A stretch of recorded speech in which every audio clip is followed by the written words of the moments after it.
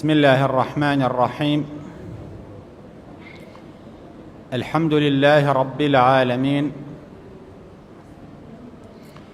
والصلاة والسلام على أشرف المرسلين سيدنا محمد صلى الله عليه وسلم وعلى آله وأصحابه وأمته أجمعين إلى يوم الدين. السلام عليكم ورحمة الله وبركاته. لخوا أباريما وطاعته عبادتي همولا يكمان قبول كات خواي قورا زحمته مانو بونو تونيتيو برستي مان بوبكا برحمد لقيامتها إن شاء الله. أتينا خزمتي كنزك لكنزكاني بهشت، أتينا خزمتي بنرخترين ذكر بنرخترين وشا كلام شو الروجاني قدر دا بخوين ريت. أتينا خزمتي ذكرك كتايبة بأمتي بيغمبر وصلى الله عليه وسلم أمتاني بيشو خوا أم ذكري بينبخشيون أبيش ذكري لا حول ولا قوة إلا بالله. بيغمبر صلى الله عليه وسلم بأبو موسى أشعري فرمو: ألا أدلك على كنز من كنوز الجنة؟ أي أبا موسى أشعري فيرد كم بنرخترين كلمة كبهوية وبهشت دس خود خيت كنزك الدزكوي لبهشتا. أفرمي: قلت بلى يا رسول الله صلى الله عليه وسلم. وتنبلي اي بيغمري خوا صلى الله عليه وسلم او شتشيا فرمي: قل لا حول ولا قوة إلا بالله.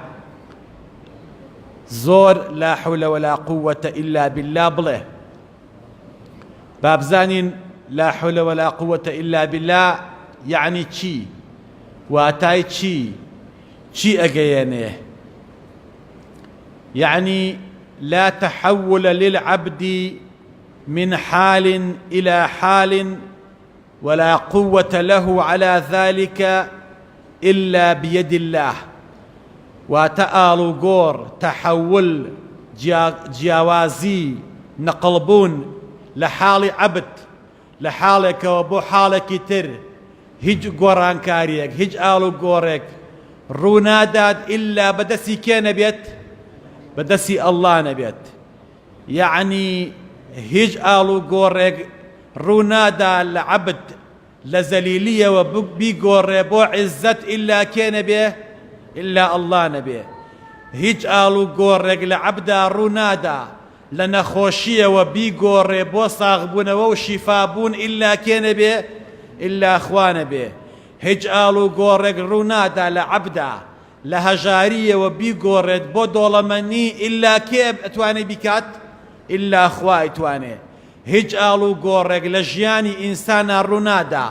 لعازبية وزقردية وبي قوري بو زواجو بو أويك زواجي بيبكا أو قوة تنها كيا تنها الله يا كواتا لا حول ولا قوة إلا بالله. واتا أوا خوم تسليمي خوا كرد بهمو شويك بدل بيله لا حول ولا قوة إلا بالله. بزانين خواتي من بوكا هم لدنيا دا هم لقيامتا مانو نبن باب زانين أم وشيات چند بيروزا چه بركتيكي هيا چه گرنگيكي هيا چه گورانكاريكي دروس كردوا لناو هاولاني پیغمبرا صلى الله عليه وسلم. پیغمبر صلى الله عليه وسلم بقيسي كرو السعدي فرمو كهاولكي بريزي بيغمر صلى الله عليه وسلم: ألا أدلك على باب من أبواب الجنة؟ نیشانت بەم درگایەکی بەهەشت کامەیە واتە ئەگەر بیخوێنی ئەڕۆیتە بەهەشتەوە درگای بەهەشتە درگا قەیس فەرمووی بەڵێ ئەی پێغەمبەری خوا چۆن حەز ناکەم فەرمووی بڵێ لا حەول ولا قووەتە ئیلا بالله زۆر ئەم کەلیمە بڵێ بەڵام واتاکەی لە زیهن تابێت ئەبی هوڕەیرە ڕەزای خوای لێبێ ئەفەرمێ پێغەمبەر صلی الله عليه وسلم فەرمووی ئەی ئەبا هوڕەیرە ألا أدلك على كلمة تحت العرش كلمەیەکت پێ بڵێم وا لە ژێر عەرشی خواوە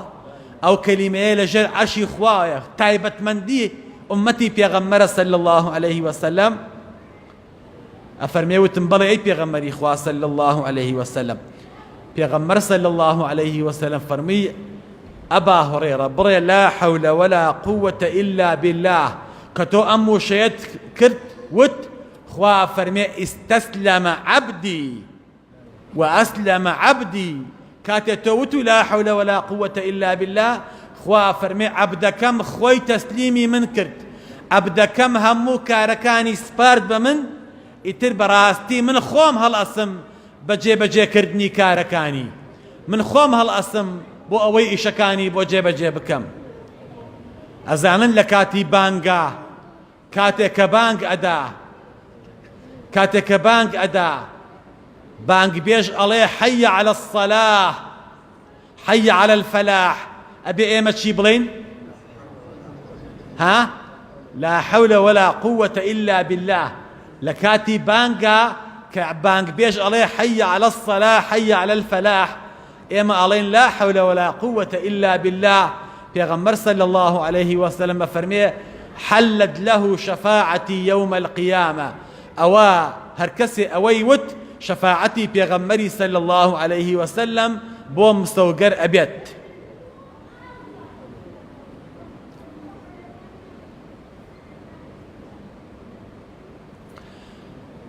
إمام نووي أفرميت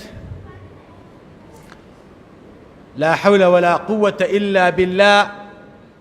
كلمة استسلام وتفويض إلى الله لا حول ولا قوة إلا بالله والشيك خوات تسليمي خوادكيت ابن قيمي جوزي برحمة به أفرمي لا حول ولا قوة إلا بالله تايبد مندي أمتي بيغمرة صلى الله عليه وسلم هج أمتي بين دراوة خفد لا أباد أعظم أبواب الفرج هركس خفتي هبو زور لا حول ولا قوة إلا بالله بلي خفتكي لا أتشيت أفرمي حفتا بلا لا أبا حفتا بلا بسر أمتي بيغمرة ولا أبا صلى الله عليه وسلم أفرمي حفتا درد لا أبا شفايا بو حفتا درد هركسيك روجي صجار بي خوينت روجي صجار بلي لا حول ولا قوة إلا بالله أو تاو معنايك كردمان لم يشكيوا بيهنتو بيباتو خوي تسليمي خوا بكات أفرمين نودو نو دردي لثر لا أشت نودو نو سر درد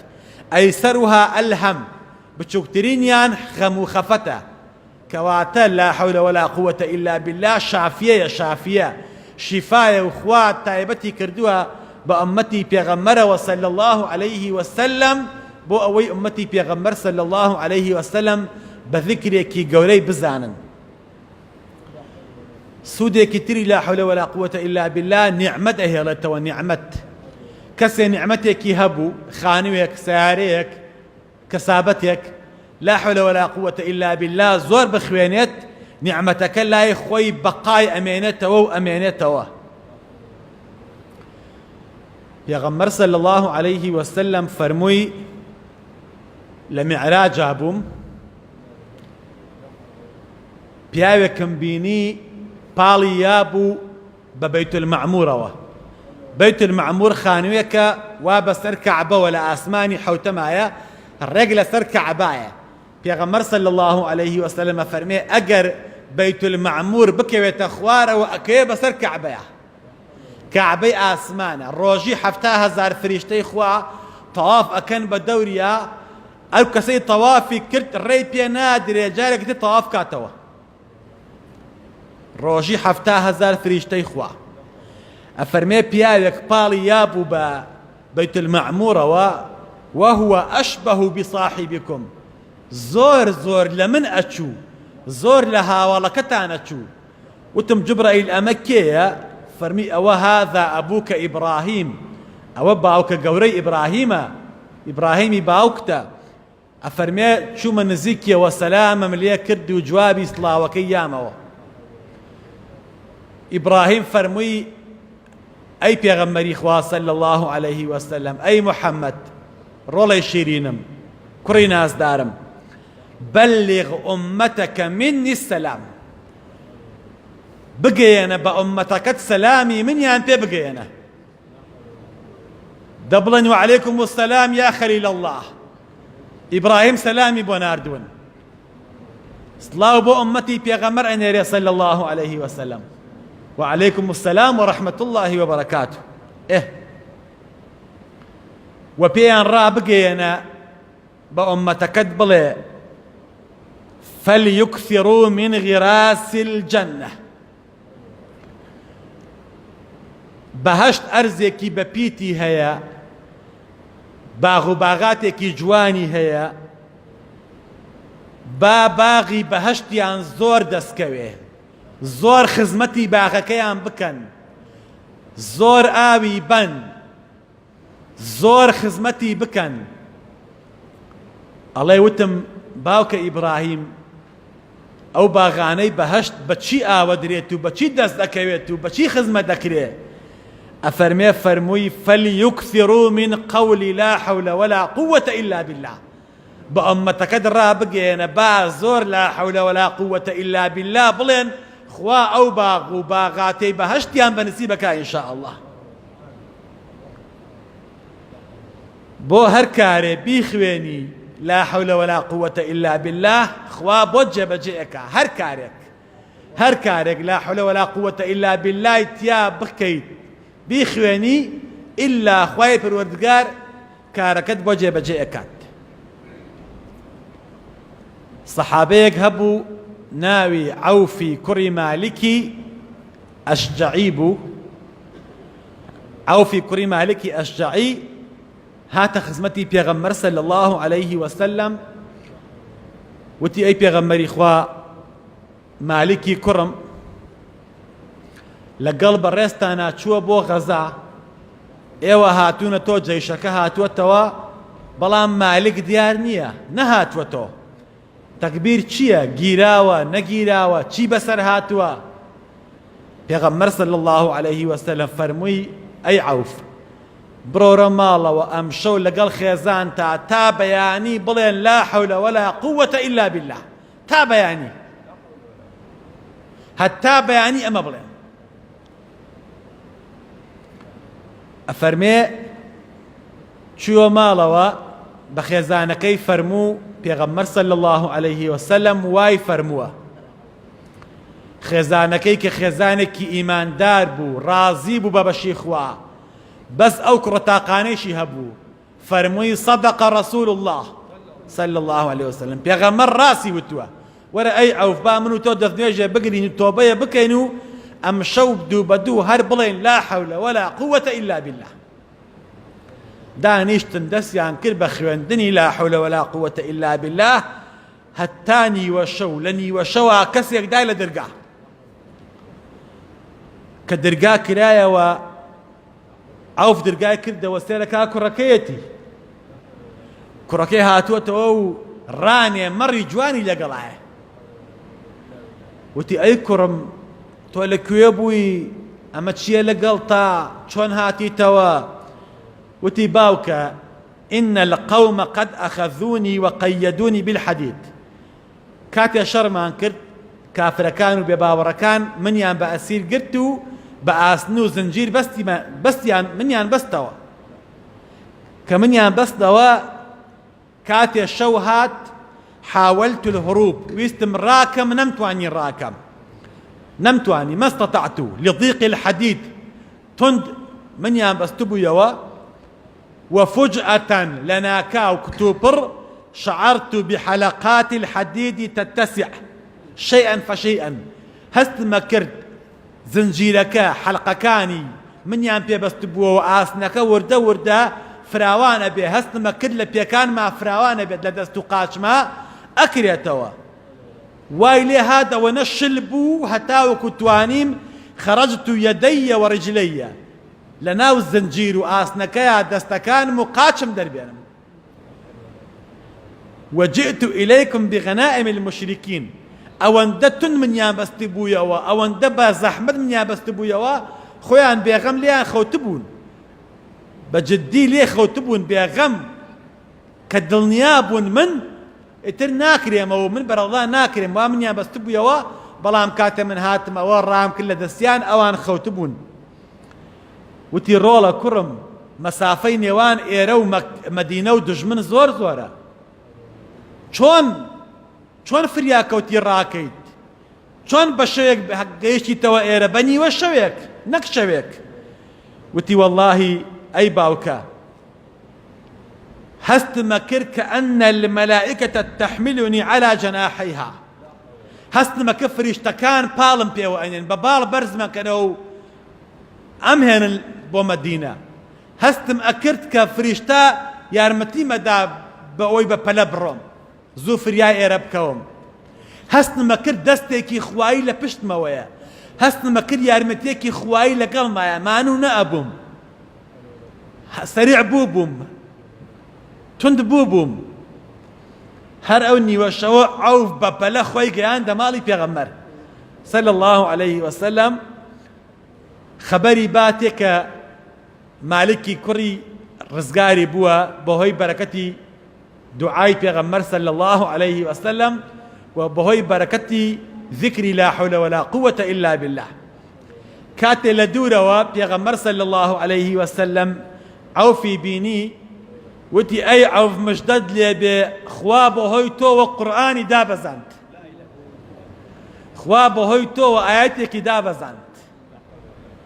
أعوذ بالله من الشيطان الرجيم ومن يتق الله يجعل له مخرجا ويرزقه من حيث لا يحتسب ومن يتوكل على الله فهو حسبه إن الله بالغ أمره قد جعل الله لكل شيء قدرا هر کەسێک لە خوا بترسێت و پشت و پەنای ئەڵڵا بێ هەر کەسێک شەرم لە خوا بکات و متەقی بێت و سنووری خوا نەبەزێنێت خوا دەروی خێری لێ ئەکاتەوە ڕزقی ئەدا لە جێگەیەکەوە کە ئەسڵەن هەست بەو جێگەیە ناکا کە ڕزقی بۆ بێ وا حەسێب ناکە لێ و ڕزقی بۆ یەت هەر کەسێ پشت و پەنای ئەڵڵا بێ خوای بەسە ومن يتوكل على الله فهو حسبه لا حول ولا قوة إلا بالله توكل بس نبخوا پشت و پەنا بەست نەبەخوا خوای پەروەردگار فەرمانەکانی خوای جێبەجێ ئەکا بۆ هەموو کەسێ دەروی خێرەکاتەوە ئینشاء الله بەهۆی زۆروتنی لا حول ولا قوة إلا بالله عەوفی کوڕی مالکی ئەشجەعی کوڕە تاقانەکەی ڕزگاری بوو لەم شەوانەدا و لەم ڕۆژانەی ڕەمەزاندا ئەم ذیکرە زۆر دووبارەکەینەوە بە تایبەتی هەریژ نەبێ لە کاتی بانگا کاکە لە کاتی بانگا جواب بانگ بەرەوە كاتي مؤذن بانگ بيش وتي حي على الصلاة حي على الفلاح تو بلي لا حول ولا قوة إلا بالله لشوي قدر صجر أما بلي روا أما من بو أمينتوا مسلمان كان تنها أما من بو أمينتوا هتشيش تكو تايب يدي بو هواي خواي قورا كومكي من بكا موانتي من بدا بتوانين زياتر ذكري خوا بكين دم بذكر بين یادی خوا بکەین خوا لە گوناهمان خۆش بیت خوایە عاقبەت خێرمان کەیت خوایە ئیمانمان سەلامەت کەیت خوایە ئیسلاحی حاڵمان کەیت خوایە لە گوناحی باوک و دایکمان خۆش بی لە گوناحی مردووەکانمان خۆش بی خوایە شیفای نەخۆشەکانمان بیت یا ڕەبی هەر کەسێک نەخۆشە و داماوە و زەلیلە خوایە شیفای بی خوایە بە ئومەتی پێغەمبەر صلی الله عليه وسلم حەسێبمان بکەیت خوایا قرزی قرزاران دەفع بکەیت مشکلەی مسلمانان چارەسەر بکەیت یا ڕەبی خوایا هەر کەسێ نیازی خێری هەیە بۆی جێبەجێ بکەیت یا ڕەبی خوایا وڵاتمان ناوەدانکەیتەوە هەرزانی خێتە وڵاتمانەوە ڕزق و ڕۆزی حەڵالمان بەنسیب بکەی خوایا محتاجی حرامان نەکەی خوای گیان داوا لێ دەکەم ئەوەی چاکە چاکی بۆ بکەی ئەوەی خراپە یا ڕەبی خوایە چاکی کەی ئەگەر باش نابێ خوای لە ناوی بەری یا ڕەبی خوایە گیان بە ئیسلامەتی بمانژێنی بە ئیسلامەتی بمامرێنی یا ڕەبی خوایە گیان داوا لێ دەکەم هەر کەسە داوای منداڵەکە خوایە منداڵی پێ ببەخشی